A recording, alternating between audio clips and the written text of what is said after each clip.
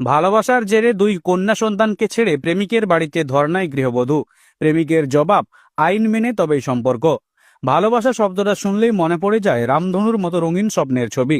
কিন্তু সেই ভালোবাসায় যদি পরিণতির তাগিদে সমাজের রীতিনীতি ভেঙে দেয়। পশ্চিম মেদিনীপুর জেলার পিংলা থানার রাধাকৃষ্ণপুর গ্রামে ঘটে গেল এমনই এক ঘটনা, যা এখন গোটা এলাকায় চর্চার বিষয়। স্থানীয় সূত্রে জানা গেছে, গ্রামের এক গৃহবধূ হঠাৎই দুই কন্যা সন্তান এবং স্বামীকে ছেড়ে প্রেমিকের বাড়ির উঠোনে হাজির হন। প্রেমিকের পরিবারের সামনে সোজাসাপটা দাবি, ভালোবাসি ওকে, তাই সবকিছু ছেড়ে চলে এসেছি, এবার ওকে আমাকে মেনে নিতেই হবে। প্রথম দিকে প্রেমিক এবং তার পরিবার এই দাবি মানতে নারাজ।